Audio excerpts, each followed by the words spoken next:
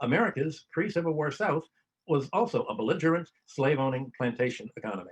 And while Sparta relied on neighboring Perioki towns to produce its handicraft, America's South relied on England for its industry. The South fought against the North and wanted to prevent northern cities from becoming industrial centers because they said if you have more population in the North, they're going to bid up the price of grain to feed our slaves, and we'll have to pay more to the slaves, raise the price of cotton, and we won't be able to get the monopoly of plantation exports that we have to England. So they were pushing to prevent American industrialization, which is largely what the Civil War was about, whether America would be industrial or a slave-owning South. But also, the United States, since the 1980s, is deindustrialized and is turning to China to produce its industrial products. And in this sense, the United States has many things in common with Sparta during the Peloponnesian War. But it's also like Athens in organizing an alliance of democratic imperialism to fund its military operations.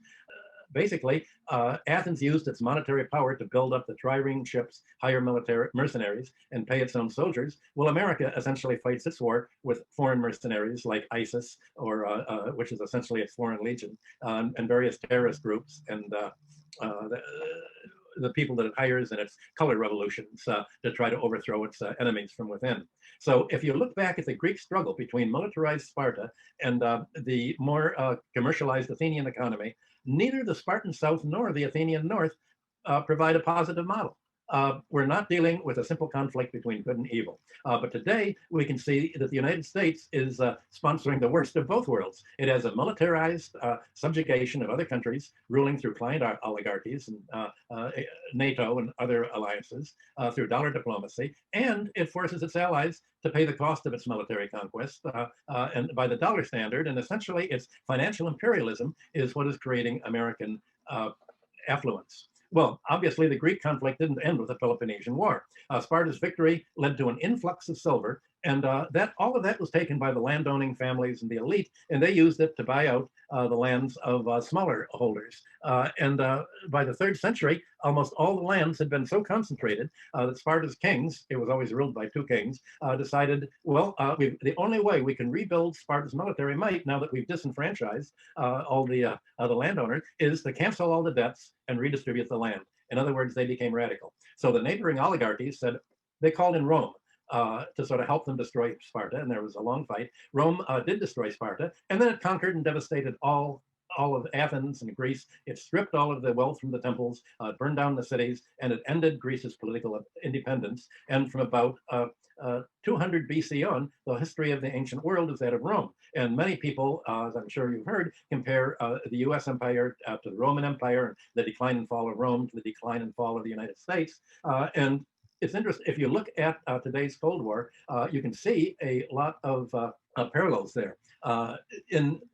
There's a kind of vocabulary of invective that was used in antiquity that's much like today. Rome, the oligarchies in Rome accused any reformer who wanted to cancel the debts and advocate democracy of seeking kingship. In other words, kingship to Rome was having a government strong enough to control the wealthy classes and control the wealth and make it used for the public instead of for the very few. The Americans call any reformer or nationalist or wants to be independent a communist. So the Americans called Vietnam communist or socialist in the 1960s, when Vietnam was fighting basically a nationalist war. It called Castro communist, and ultimately drove Castro into the Russian camp by saying that anyone who is against American rights to take over their banks, to take over their industry, is a communist. And this has been elaborated by Samuel Huntington and the American elite into what they call a clash of civilization. And in practice, it's a clash of civilization against socialist countries, as they say, that are trying to defend their economies from foreign exploitation.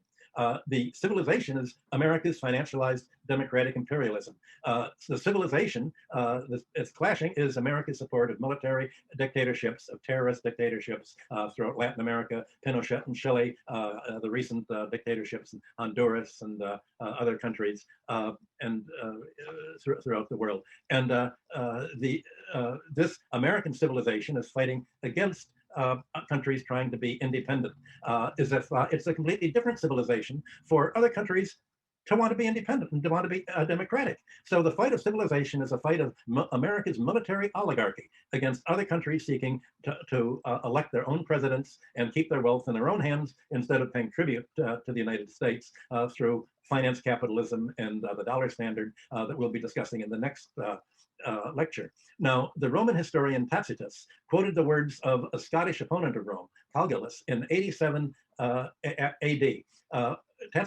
Tacitus said, if their enemy has wealth, they have greed, meaning the Romans have greed.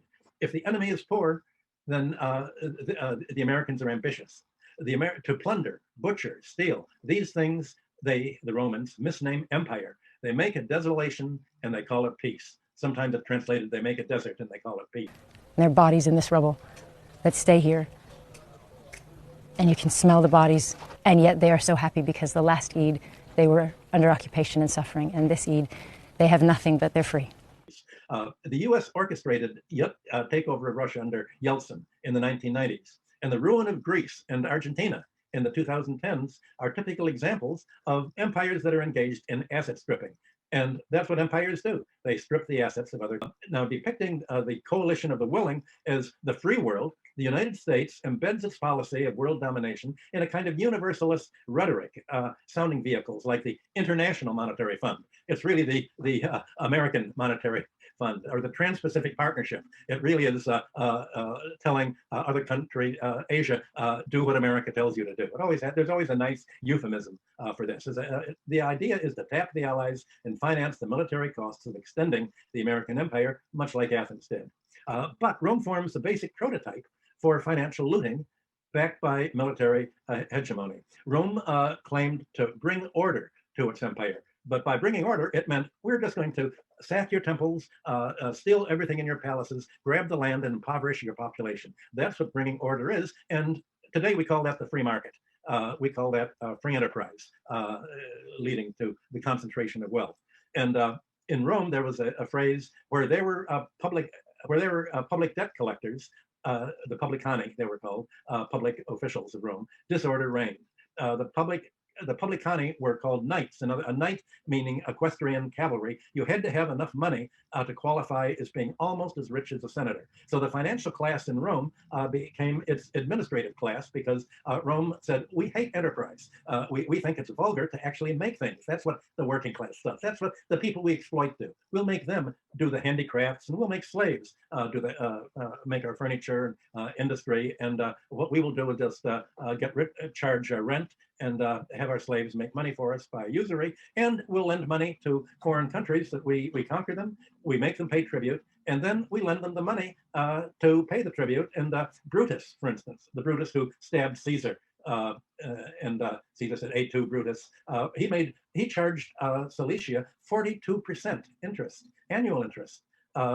And wanted to use the cavalry to act as debt collectors when Cicero was the governor of Cilicia. So we're dealing with a very rapacious financial class that acted as the enforcers of the empire. And so one of the modern historians of the publicans, Ernst Badian of Harvard, wrote, where there was a publicanus, there was no effective public law and no freedom for the subjects. That's what Livy, the Roman historian, wrote in the 2nd century BC.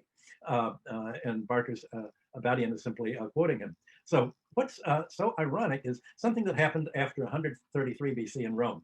The two reformers, Tiberius and Gaius Gracchus, ended up being murdered, had said, the Senate is so corrupt, we've got to have someone who will man the courts and overcome the corruption of the Senate. And let's have the publicans, the financial class, act as the jury class, and he puts them in charge of the juries, thinking that they would somehow be more fair. And the hope always has been that financial managers may work honestly and benefit the public. And that assumption has always been fallacious.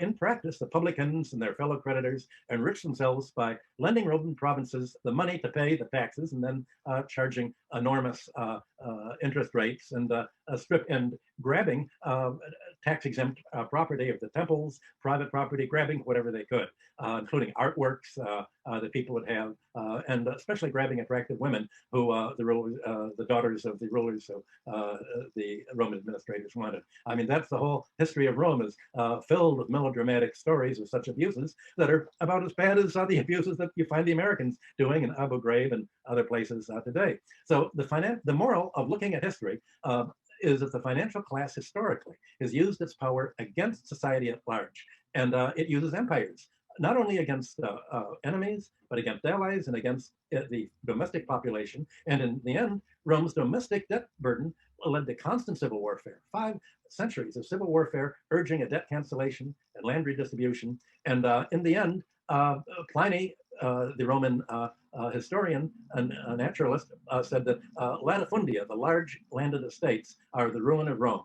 And Rome collapsed into feudalism and brought in a dark age. And that is what happens when you have a world empire, or at least an empire large enough to absorb most of the world. It brings on a dark age. And that's what makes today's fight, the clash of civilization between the American empire and other countries, so important.